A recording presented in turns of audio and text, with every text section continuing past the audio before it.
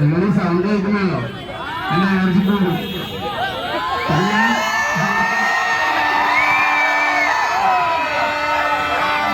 കാരണം നിങ്ങളെ ഒരു സൗണ്ട് കേൾക്കാൻ ശ്രദ്ധിച്ചല്ലോ അവിടെ.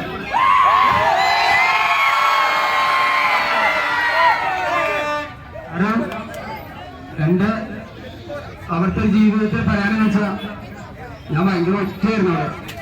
ആരും സഹായിക്കാൻ പോലുള്ള സിറ്റുവേഷനിൽ ജയിലിൽ കിടക്കുക, അവിടെ പേര് വരെ പട്ടിണിട, അങ്ങനെ ഒരുപാട് സംഭവം. പിന്നെ എന്നെ സംബന്ധിച്ചോളം ഞാൻ അവിടുന്ന് ആരെങ്കിലും ഇടിച്ചിട്ട് പുറത്തിട്ട് പോകണമെന്ന് വിചാരിച്ചതാ.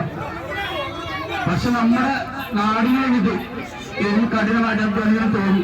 സത്യനായിട്ട് ഞാൻ പറഞ്ഞതാണ്. കാരണം എനിക്ക് എന്തായാലും അവിടെ നിങ്ങളെല്ലാം കൂടെ സപ്പോർട്ട്. കാരണം നമ്മുടെ കേരള മക്കളെല്ലാത്തിനും നല്ലൊരു കൂട്ടുന്നുണ്ട്.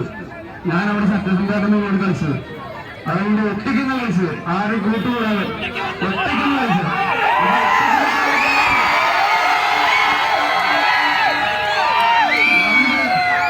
ഞാനവിടെ പുറത്ത് അടുത്ത ഒറ്റയ്ക്കാണെങ്കിൽ ഇവിടെ പുറത്ത് നിങ്ങൾ എല്ലാവരും നിങ്ങളൊരു ധൈര്യമല്ലേ അതിന് കൂടുതലായിരുന്നു.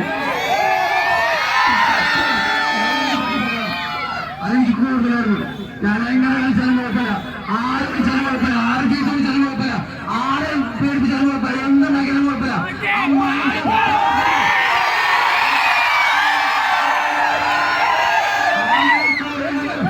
എനിക്ക് ഇപ്പോഴല്ല, ഞാൻ അവിടെ 8 ആഴ്ചയിൽ എനിക്ക് മനസ്സിലായി. താൻ എന്റെ ഗ്രാഫിക് പോകാൻ തുടങ്ങി, എന്നെ ആൾക്കാരെ അവിടെ തന്നെ അപ്രീഷിയേറ്റ് ചെയ്യാൻ തുടങ്ങി. അപ്പൊ തന്നെ എനിക്ക് മനസ്സിലായി. കാരണം ഫസ്റ്റ് തന്നെ എനിക്ക് മണ്ടെന്നായിട്ട് ആഗ്രഹമാണ്. ഞാൻ അവർക്കുള്ള മറുപടികൾ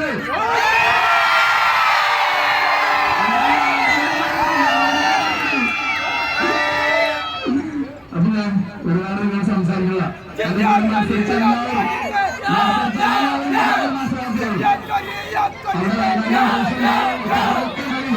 പക്ഷെ അതവിടെ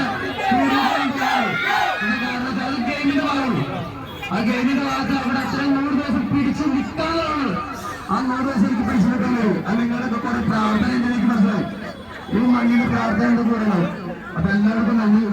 എനിക്ക് വേറെ വലിയൊരു പരസ്യം വെച്ചുണ്ട്. അപ്പൊ ഞാൻ അതിനകത്ത് പോകണം. ഇപ്പൊ നമ്മൾക്ക് ഈ സരസ്വതി മാസം എല്ലാവർക്കും നല്ലവരെ എല്ലാ നാട്ടായിരിക്കും. ഒരിക്കലും ഞാൻ നന്ദി പറയണം. നിർത്താൻ നിങ്ങളുടെ പറയാൻ ഒന്നും ഉണ്ടാവും. എന്റെ എത്ര മനസ്സിലായാലും ഞാൻ ഈ മാണിക്കമ്മ മുട്ടാണ്.